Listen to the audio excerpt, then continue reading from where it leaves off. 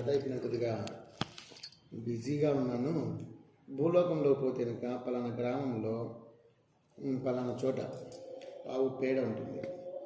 ఆ పేడలో ఒక పురుగు ఉంటుంది, పేడ పురుగు. దాన్ని అడుగు అని చెప్తాను.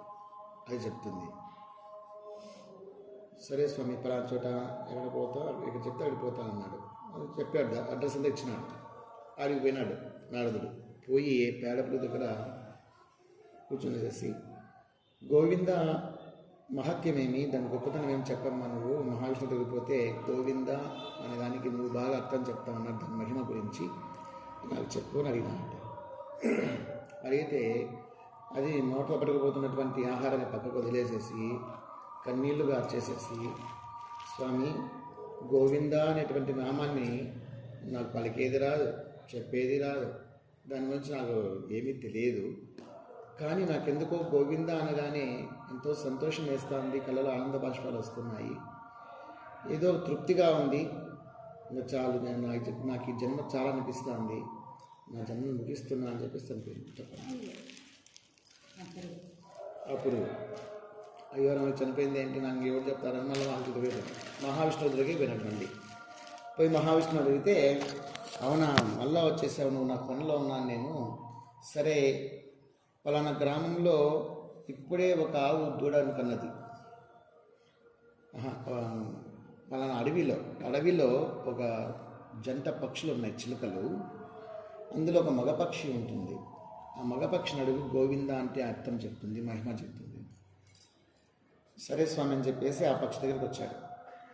ఆ మగపక్షిని పిలిచి అడిగాడు, గోవింద యొక్క మహత్యం ఏమిటి, దాని గొప్పతనం ఏంటో మీరు చెప్తామని శ్రీమన్నారాయణ అన్నాడు, చెప్పండి నేను అడిగితే, అది కూడాను తన భార్య ఒకసారి చూసి చుట్టూ పరిశీలనగా చూసి, ఆ గోవింద అనే శబ్దం వినడం వల్ల దానికి కూడా ఏదో ఒక ఆనందానుభూతి కలుగుతూ ఉంది, నాకు కూడా పలికేది రాదు, దాని గురించి ఏమీ తెలియదు, కానీ నాకు చెవిలో గోవిందాన్ని వినిపింపజేసినారు, దాంతో నాకు ఎందుకో ఆనందానుభూతి కలుగుతున్నది, ఈ జన్మ చాలనిపిస్తున్నది, నేను చాలిస్తున్నాను స్వామి, తృప్తిగా నేను మరణిస్తున్నాను అని చెప్పేసి కళ్ళు తెచ్చేటప్పుడు మూసి చనిపోయింది.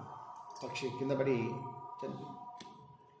అయ్యో రామ, ఇది చచ్చిపోయింది, నాకు గోవింద గురించి ఎవరు చెప్తారని చెప్పేసి మళ్ళీ మహావిష్ణువు దగ్గరికి పోతే, అయ్యో అది చనిపోయిందా, సరే ఇప్పుడే ఒక గ్రామంలో ఒక ఆవు దూడ కన్నది, ఆవు దూడను కన్నది, పోయి ఆ దూడను అడుగు చెప్తాది,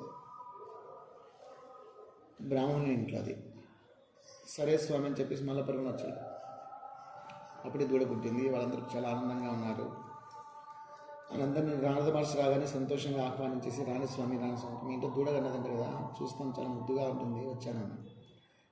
చూడండి స్వామి బాగుంది, మీరు ఆశీర్వాదిస్తే ఇంకా మంచిది కదా, రండి రండి అని చెప్పి పిలుచుకున్నారు. మీరందరూ వెళ్ళిపోండి, దీంట్లో నేను కాలక్షేపం చేస్తానన్నాడు. వాళ్ళందరూ పంపించేసి ఆ దూడ దగ్గర కూర్చొనేసేసి, దూడగారు గోవింద అంటే ఏంటి, దాని మహిమ ఏంటి తెలియచెప్పు అన్నాడు.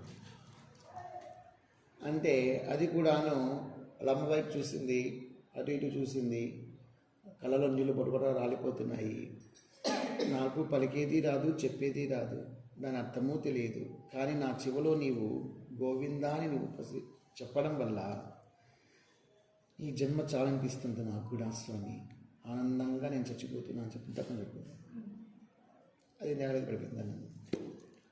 అయ్యో రామ, ఈ బ్రాహ్మణులు ఏమో ఎంతో గౌరవంగా పిలిచినారు లోపలికి, నేను వాళ్ళకి తెలిసినట్టుగా బయటికి వెళ్ళిపోయినాను అనుకో, ఈ నారదుడు చంపేసిపోయినాడు అనుకుంటారు కదా అని చెప్పి శుభ్రంగా ఎవరు లేకుండా చూసుకునేసి అదృశ్యం అయ్యి బయటకు వచ్చేసి అయ్యో దూడని చంపేసినానే, ఆయన నాది సంబంధం లేదులే, నేను రానదాంతో ఉంటే ఆగిపోయిందంతే అని చెప్పేసి అనుకుంటూ మళ్ళీ మహావిష్ణువు దగ్గరికి వచ్చినారు. స్వామి దూడ చనిపోయింది స్వామి, నాకు ఎవరు చెప్తారు, ఇంకొకసారి భూలోకానికి పోయిరా అన్నాడు. స్వామి ఇంకసారి నేను పోలేదన్నా, ఒక్కసారి పోయిరాను కదా, ఇప్పుడే పలానా దేశాన్ని రాజులు పరిపాలన చేస్తుంటాడు, అతని సంతానం లేక ఒక సంతానం కలిగింది, ఆ చిన్న బాలుని అడుగు చెప్తారు. స్వామి పురుగునంటే ఎవరు ఏమన్నారు, చచ్చిపోయినా ఏమన్నా అడగటం లేరు, పక్షి చచ్చిపోయినా అడగటం ఎవరు లేరు, దూడ చనిపోయింది తప్పించుకుని వచ్చిన, రాజు కొడుకే ఏమన్నా అయినాడు అనుకో, లేక లేకలిగిన కొడుకు వాడి ఏమన్నా అయితే ఏంటి స్వామి నా బతుకు కట్టేసి కొడతారు స్వామి నేను పోను అన్నదా అట్లాంటిది ఏం జరగదు. నీకు అర్థం కావాలి కదా గోవింద గురించి. ఒకసారి పోయిరా ఏముంది, ఒక్కసారి పోయిరా నీ సందేహం నెరవేరుతుంది, ఇంకా మళ్ళీ పంపించండి నేను అన్నాడు. అలాగా స్వామి బాలునికి ఏమన్నా అవుతుందా? వెళ్ళవయ్యా బాబు ఏమీ కాదు పో వెళ్ళు అన్నాడు. భయంగా శ్రీమన్నారాయణ తలుచుకుంటూ రాజుగారి మందిరానికి వచ్చాడు. వచ్చేటప్పటికి రాజుకు చాలా సంతోషం వేసింది.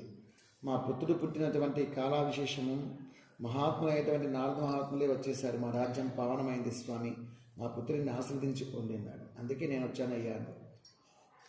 చాలా సంతోషం స్వామి రండి అని చెప్పేసి అంతఃపురంలో పిలుచుకొని పోయి బాలుని చూపించినారు. బాలుని ఒళ్ళో పెడితే ఈ బాలుని నేను ఆశీర్వదిస్తాను, మీరందరూ దూరంగా వెళ్ళిపోమన్నాడు. మళ్ళీ ఎంతకైనా మంచిది ఏమన్నా అయితే మళ్ళీ సమస్య కదా. ఎత్తుకున్నాడు, ఎత్తుకునేసి మందిరంలోకి వెళ్ళిపోయేసేసి అతనికి ఏదో ఉపదేశం చేస్తున్నట్టు చెవులో పోయి గో భయంగా గో అన్నాడు. గో అనగానే కిలకిలా నవ్వినాడు. అమ్మయ్య ఏం కాదని అనిపించింది. విందా అన్నాడు. గోవిందా అనగానే పకపక నవ్వినాడు బాలుడు. ఎంతో సంతోషమైంది నారద మహర్షుల వారికి.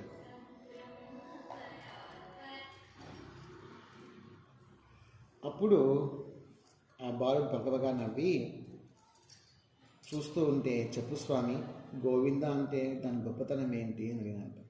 అడిగితే ఆ బాలుడు నవ్వుతూ నారద మహర్షి నీకు ప్రణామాలు అన్నాడు. మీ యొక్క రుణాన్ని నేను ఈ జన్మలో తీర్చుకోలేను స్వామి అన్నాడు. నా రుణం ఏంటి నాకేం అర్థం కావడం లేదు అన్నాడు నారద మహర్షి.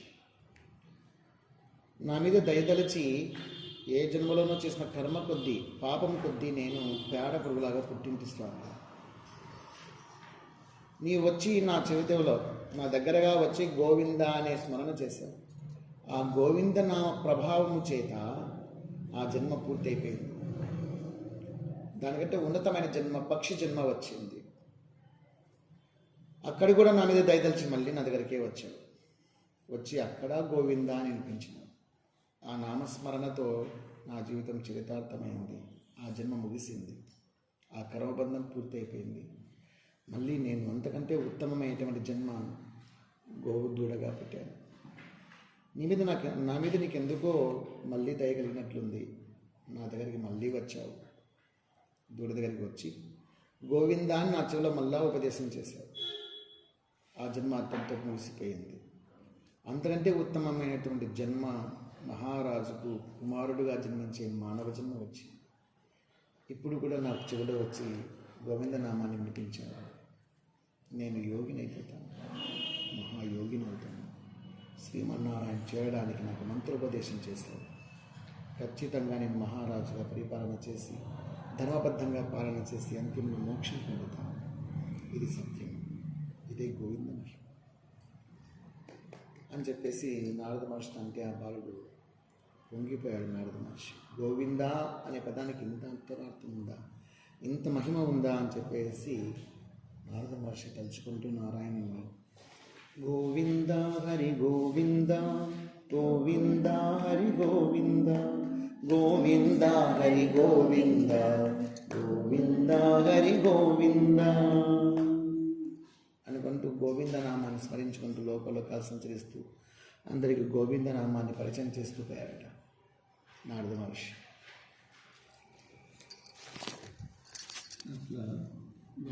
గోవిందనామం యొక్క విశిష్టత.